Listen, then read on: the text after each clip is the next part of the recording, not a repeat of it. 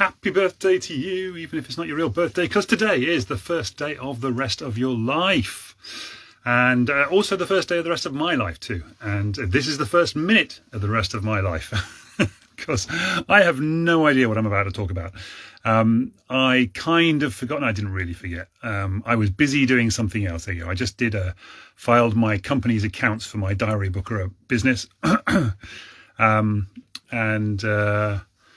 Yeah. And then suddenly realised it was 12 o'clock. So here we are. Because I thought it would be easier to submit those accounts, but they've changed the way they log in. So it ended up being a little bit more of a palaver than it normally is.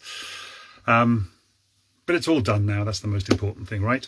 And I want to move on now to my next big project, which is back to an old project, which I've probably talked about before, which is Forex trading. I was with a company before, and I moved away from them now, and now I'm doing it myself. But because of the work that I've done with my diary booker software, which I'm not sure if I've mentioned on here, but if I have, I apologize for repeating it. I must have done, bearing in mind that I'd stayed up all night on the 31st of May, 1st of June to get the product up and running. I can't believe I didn't mention it on that Monday midday anyway. But anyway, I've been working with that for a few weeks now, and basically the software for Diary Booker is now fairly stable, and I'm fairly happy with it. So I just kind of paused that for a moment and then shifted and said to the AI software developer, can you help me write this piece of software for Forex trading development, which of course ties in with the, I can't find I was going to say, I can't find a Freedom Cube. But actually, I just discovered this box on my desk the other day, and I didn't realise inside this box is a Freedom Cube, which was quite exciting. So yeah, so one of the things on here you go, down the bottom here, money. I don't know, it's back to front, but you can see it's money there, all right. Is that's kind of the last piece of my puzzle that I haven't quite solved yet, which is a consistent flow of money into my bank account to allow me to live and be free in the way that I would like to be, and be able to support the people in my life who I would like to support. Interestingly, I just had a message from my friend Anna in Hungary to say that she'd finally started using the earphones that I gave her. It's very pretty because they're like rose gold. I'd forgotten I picked this sort of rose gold colour for her. So I gave those to her last October, and she's just started using them yesterday. It's just like great. But that's kind of one of those situations where I've helped somebody, I've supported somebody in, because she kept on saying, oh, I can't listen to your videos, these videos, because I don't have any headphones. I was like, well, go and get some headphones then. I don't know which ones fit my phone. And I was like, well, get you some Bluetooth headphones and let's just get it sorted. So that's what we did. And she's finally started using them, which is fantastic. So that's going to help her do the things that I tell people to do. Listening to podcasts and listening to Blinkist Books of the Day and listening to my videos to help people with their mental health and all that kind of stuff. So that's what I do. And obviously I need that money, that income level to be high enough that I can then help people travel to see people. Like I'm going to Switzerland next month to visit my friend Varia, who's Russian, but currently living here staying with her boyfriend, living with her boyfriend. I suppose she is living with her boyfriend for a couple of months in Switzerland. And my friend Santina, who I've known for many, many years. I think she was in Australia when I first connected with her online. And then she was in Bali, and then she moved to Switzerland, back home to Switzerland. And so, she now lives in Glarner Land area of Switzerland. She's huge, beautiful mountains, and she does mountain biking. It's amazing. And I can't wait to go and have a look at that countryside in real life. That'll be kind of fun. Hope we get to meet up at some point, but she might be off on one of her cycling adventures, so we might not meet up. But I'm still going to go and have coffee in that area of Switzerland anyway. But when I was looking at hotel prices, what? Couldn't find anything basically that was less than like £70 a night, which is insane. And then I looked on it, it must be some Airbnbs. Nope, the Airbnbs are more expensive than the hotels. It's just like, what is going on here? Did find a hostel up on top of a mountain for £48 a night for a shared dormitory. Bear in mind, you can get a shared dormitory in London for like £13. It's I feel like I'm missing something about Switzerland here. It's like, is everything just so ridiculously expensive in Switzerland? If so, yeah, that might be a really short trip. It's not going to be a very long trip at all. I might just go for like 3 days instead of the sort of week, 10 days that I was hoping to go and spend out there. But that's an example of not enough money to be able to fulfill my desired wishes. So yeah, because I'd like to go there for sort of 6-10 days kind of thing, but there is no way I can afford that with my current income levels, and do some of the other things I also want to do. It'll all become a lot easier after September, but because it's my birthday in September and I get access to my pension, and then I can clear off some of the things I need to clear off, and then my income will be significantly more than my outgoings, and things just turn around basically. And obviously if I can get this Forex trading bot thing working as well, then that's really cool as well. So I've been practicing around with it, and it's looking good. But I need to retrain it, because the trouble with an AI is it doesn't really understand like real life stuff. It's very good at like ones and zeros and very sort of direct stuff, but it's not very good at abstract. You might have seen this sort of thing when you kind of ask an AI bot to do stuff, and first of all, so I discovered this last week, it makes stuff up. It's like, what is going on here? It's one of the big problems with AI, which they need to solve really, because it should not ever be making anything up. It should only ever be saying like actual facts and not just like making assumptions, and just filling in gaps and things. It's horrible that sort of thing can happen. But if you ask it to do something creative, it'll do the creative thing if you give it really good instructions. But what it'll never do is kind of think outside the box and think, okay, so that doesn't actually make any sense. Let me adjust it in this way so that it fits better. I'm not sure how to explain that really. But when I'm doing the Forex trading thing, for example, I'm saying, well, it goes, it's like basically you've got like an uptrend and it goes up, because the way Forex works is it kind of goes up, the price kind of goes up a bit, and then it goes down a bit, and it goes up a bit, and then down a bit, and up a bit, down a bit, and ultimately it goes in a trend like this. So it's what are called like higher highs. So there's like a peak. So there's like a peak, and then another peak, and then another peak, and then another peak. The highs go up like this, and then the troughs, the lows, they also kind of go up like that as well. So you've got like what you call a higher high and a higher low, and that forms a trend, and then you can trade on that little wavy thing. Once you kind of know it's going in a trend, you know that you can buy at one of those lows has troughed out, as it were. You can then buy, and then you know that it should be going then higher than the higher high, the previous higher high, most of the time, especially if it's at the beginning, like of the formation of that trend. Generally speaking, obviously, if you try and pick it sort of halfway or towards the end of the trend, which is what happens when you're a human, because you kind of see it, you kind of go, "Oh, has that really formed yet?" Whereas a computer will be like much more like, "Oh, nope, it's definitely formed. I've had 3 of them in a row. Boom, gone." Also, when the thing is trading automatically in the background. Sorry, this is really, really technical. Let me know if you're watching this and you think, "Gosh, that's really technical. That's too much for me to understand." I'd be really interested to know what your opinions are of this. So yeah, but the computer will just go, "Oh, I've had 2 highs in a row and 2 lows in a row, so now we've got a trend," and it'll just trade, and it'll set your stop losses, and it won't get emotional about it. This is the point. This is the beauty of the AI or rather computers, is they don't get emotional. They don't go, "Oh, I'm a bit worried about that loss," or "I'm a bit worried about that gain," or whatever. It'll just literally do it, and it'll do it 24 hours a day, 7 days a week. Not quite 7 days a week, because it doesn't work over the weekends, but 24 hours a day for sure. And it'll pick up every single little win. Whereas a human can only operate, for a couple of hours a day, sort of thing, looking at charts, trying to pick out ones, and it's going to look at like 20 different charts and try and work out if any of them have hit the winning option yet. And actually, almost every graph has these little winning options, but you don't win enough. You don't win a lot every single time. You're looking at maybe like 0.01% on each one of these wins, and that's the idea. But you just do 20 or 30 of them in a day, and you making quite a lot.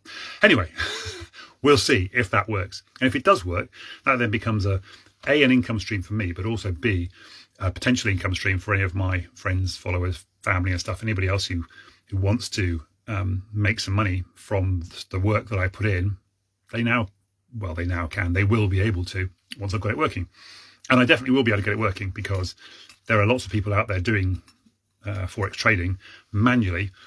And every single one of them says, oh, you can't do it with a computer. And I'm like, no, that's not true. Because the whole point, they say, and this does come back to mindset a lot of the time, because understanding how our brains work and these emotions. So there you go. I always find a way of tying it back to emotions. So your emotions going up and down when you're trying to trade, that's what causes the problems when you're trading. Is your emotions are kind of out of control and you can't really control them. And that's the same in life as well. So your emotions, something happens, you get triggered and you have this emotional reaction. And if you don't know how to control it, you don't know how to manage it, it can get out of control and it can become a problem. But what I teach you here in this group and with my programs and stuff is how to recognize those emotional whiplashes, I guess, and how to control them and how to manage them so that they don't negatively affect the rest of your life around you. And a good example of that would be somebody saying something that, well, let me try and think of something. If you've always been bad at, I don't know, reading, dyslexia, something I've talked about in the past. If you're not very good at reading and you've got dyslexia, for example, and all your life people have sort of taken the mickey out of you because you can't read, and then somebody gives you a big pile of documents to read, and somebody says, oh, come on, it's easy to read this, you're going to get triggered. You're going to feel stupid. You're going to feel bad. You're not going to be able to process those emotions and control those emotions particularly easily to be able to take the time to be able to read the documents you need to read, because what you need to do is slow down, get your panic under control. In fact, and then be able to read the documents. But if you know how to control your emotions, then you can overcome that. I saw a little video on Facebook just the other day, and it was people walking across one of these like glass bridges in China. Sorry, I was just pausing for a second because there's we've had Fairford air show over the weekend, and all the planes are just leaving the airfield and like heading back to their home bases or whatever. So every so often we get a jet engine going over our house, and it's like, oh, it's really noisy. And I thought that was about to happen there, but it sounds like it's just getting off side of the thing there. So yeah, if you can control your emotions and feel much better about it. Oh, this is the glass bridge thing. And of course, there are people walking across this glass bridge. So obviously, there's some people walking across it, no problem at all. I'm not even worried about it. They've got no fear of, either they've got no fear of heights, or they know that the bridge is safe, and so the heights situation doesn't affect them. Now, I've got a really interesting situation. I'd love to go on that bridge to see how I react to that, because I never used to be scared of heights. And then something happened when I was in Spain a long time ago. I was up a high a cathedral thing, and the barrier was quite low, because I'm quite tall, as you probably know, and the barrier was quite low. So my centre of balance would have been definitely over the top of the barrier. So I was being really careful, and my business colleague came up behind me and grabbed me by the shoulders and said, "Tell your mum I saved your life." And of course, I thought for a second somebody had pushed me from behind, and there was no way I was going to stop myself. So I thought that was it. For a second, I just thought, "Oh my God, that's it! I'm dead." It's like, yikes! And he was obviously only joking. He didn't mean anything by it at all. It wasn't his fault at all. And in the moment, I was like, "Oh God, that was terrifying." Yeah, I'm okay. It's fine. Don't worry about it. But then, when you had to come down from the cathedral, you go down this spiral staircase. It's a really, really long spiral staircase. And when you look down from above as you're walking down, it's quite steep, and you can kind of see that it just keeps going down. And as I was going down, my brain was taking over and my legs just got wobbly. And I was like, oh my God, I've never experienced this before. I was effectively feeling vertigo. Never felt vertigo in my life before. Or whatever that is, that thing when your legs go to jelly and you just can't, you're thinking, oh my God, I've lost control of my legs. I've heard other people talking about it, but I've never experienced it myself. So now I was like, oh gosh, this is weird. I didn't know. So since that moment, I've now felt the fear of heights and falling and stuff that I've never felt before, the fear of heights that I've never had before. So I now know I have it. When I did my NLP training, we did some work on overcoming that inbuilt fear, and we got rid of most of it. But there are times There are times when it pops back up in unexpected places. And I'll tell you one in particular. Oh, before I do that, back to that bridge thing. There were people walking across there who obviously didn't worry about it. We'll come back to my unexpected height fear in a moment, because it's quite a funny story. So there were people who were obviously afraid, but they were determined to carry on anyway. So you can see their wobbly legs, and you can see them holding on quite hard to the barrier, and they're just like, I'm just gonna keep going. I'm gonna be all right. It's gonna be fine. So they kind of just almost forcing themselves to overcome their fear. And then there were other people who completely lost control, who couldn't stand up. They just collapsed onto the floor. There were people who were screaming. There were people who were like clinging onto the rock face, like that was really going to help you if you did fall, because obviously the fear was that they're going to fall. But if it's going to fall and break, then you're not going to be able to hold onto the rock face. And even if you did, you wouldn't be able to hold long enough for somebody to come and rescue you, I don't think. Anyway, so it's like you need to trust the engineering of the walk. And there's like hundreds and hundreds of other people walking across this thing. Why do you think this thing could possibly collapse just for you? It's like it's a crazy, and it's a fear. It's an emotional fear that's built in from something that's happened in the past, or something that's they've experienced in the past, or something they've been told in the past. You know, they could have been told a story about falling or something. But for me, I'd be interested to know how I react to that, given the fact that I didn't used to be scared of heights. Then I became scared of heights, and then I treated myself for being scared of heights, and I still every so often have a little fear of heights. So it's quite an interesting kind of like, situation there.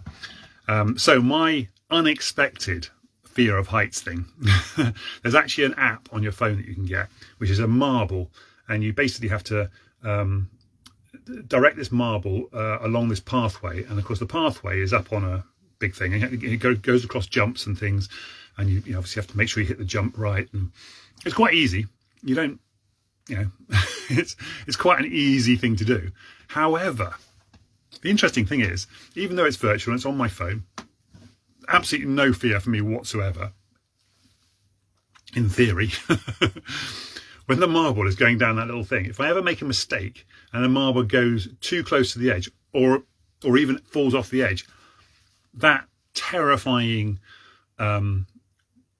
overwhelming fear of heights thing, just I feel it straight inside me. It's a beautiful thing to feel when you've actually got no danger. It's like a real rush. And very exciting, very exciting is the wrong word, I think, really.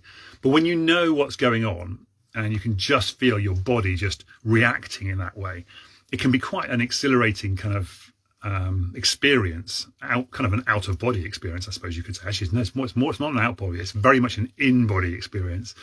But it's like your body has lost control of itself, and you're like, "Whoa, that's so weird." Yeah.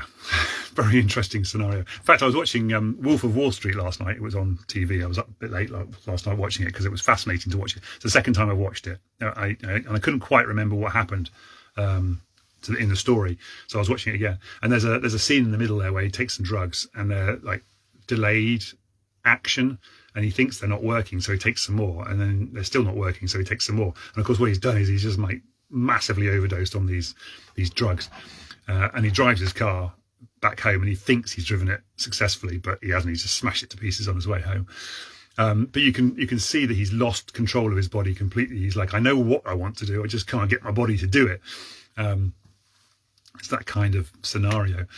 And so I sometimes play this game just to feel that fear, feel the fear and do it anyway. That kind of scenario and situation.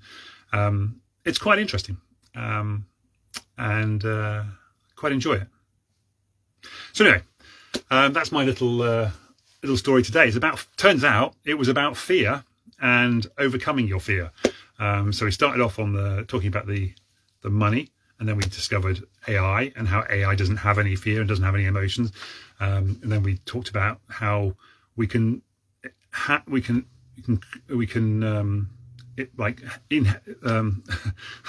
can't think of the right words. We can have emotional fears like brought onto us later in life. So most of our fears come from childhood experiences. And it could well be that mine was some fear I had that was repressed from years ago that was triggered when that guy gave me a shove on the back. But actually, I'm pretty sure I never had a fear of heights, because my mum used to talk about me climbing trees and things as a child and all that kind of stuff. And I just didn't have that fear. I had a healthy respect for heights, don't get me wrong, because that's a good thing. But there's a difference between having a fear about something when there's no danger. That's the difference. You go up on a chairlift, for example. I suppose there's no danger. There is a bit of a danger there, but there's very little danger there. So there's no reason to be fearful. Obviously, it's possible there could be a problem and some kind of emergency or a cable car, that kind of thing, because you do hear about those things. But they're so rare that really there's no real reason to be worried about it. And if it does happen, that's when you get scared. There's no reason to be scared in the meantime, because nothing's going to happen like 90% of the time, 99% of the time, like 9.9% of the time, probably, actually, whatever the statistics are. But anyway, very, very few. In the same way that if you go swimming in the sea, very unlikely to be attacked by a shark. Very unlikely. Just had this celebrity shark thing happen over the weekend, started over the weekend. Looking forward to watching that. Haven't watched it yet, just ready to watch it. Rachel Riley was in it, so I saw it kind of previewed a few months ago. So I follow her on Instagram. Anyway, so we talked about emotions and how they're generally childhood induced, but sometimes they can also be created in adulthood, and then how we can control them and manage them if we know how to, and we understand what's going on inside our brains, and how we can just embrace that fear if we want to, like I do playing this game. I'm like, okay, it's kind of a weirdly horrible but good feeling. I don't like it very often, but it's nice every often. In fact, I haven't played it for ages, so I might go and find that ball game and have a little play with it after this, just to sort of experience that thing and see if it's still there. Because it might be that I become desensitized to it over time. There was a great program, I've definitely talked about this in the past, over in Holland, when they talk about, not Holland, Holland, or the Netherlands, I suppose I should say, where they talk about overcoming fears, and they use beta blockers. So they address the fear, get the fear, that fear that I was talking about before, that heightened fear factor inside them, and they take a beta blocker, which then like chemically dissipates that fear, and they come back and look at the thing that they're scared of the next day, and the fear has basically gone away. They don't have that fear anymore. So there you go. There's an interesting situation. Would my heights fear, like that weird feeling, that might be interesting just to experiment and feel how that changes with the beta blocker. I don't know. Curious. Oh, something else I was going to say about fear there as well. I've completely forgotten as well. Anyway, it's all good. That is my little talk, my midday Monday mindset mastery. See, I did no idea what I was talking about. Well, we ended up talking about fear and overcoming your emotional fears. And if you've got anything, by the way, if you've got anything that you've got phobias or fears about and you want to have some help to overcome that, I do a little process. It's called the Freedom Cube. The Freedom Cube therapy is what it's actually called. And it's kind of a version of what some people call timeline therapy. You kind of go back in time back in time, this way, as you should say, back in time to your past and where that experience might have started. And it's kind of a hypnosis-y type thing, but it's not really. It's kind of opening your mind to possibilities, kind of talking therapy thing. It can be done over Zoom. That's fine. It should take about half an hour or so, maybe an hour maximum, to get rid of that fear. Should be just gone. Might still have that lingering kind of like feeling, but it'll certainly be under control, in the same way that my fear of heights, there's a word for it, and I can't think what it is. My induced fear of heights or something like that. I'm sure there's a word for it. I'll have to ask AI in a minute. Cool. That's all from me. Take care of yourselves. If you're on YouTube, send me some love, click my links, all that kind of stuff. Give it a like. In fact, give me a like even if you're on Facebook. Why not? And subscribe on YouTube. That's what we want, isn't it? So if you find me on YouTube, click subscribe. That'd be kind of cool. Right. Take care, guys. Have a lovely Monday. I'll see you at Midday Monday Mindset Mastery next Monday at midday to master some more stuff about your mind. And if you have anything you want me to talk about, let me know as well. Take care. That's all from me. Love you all. Bye for now.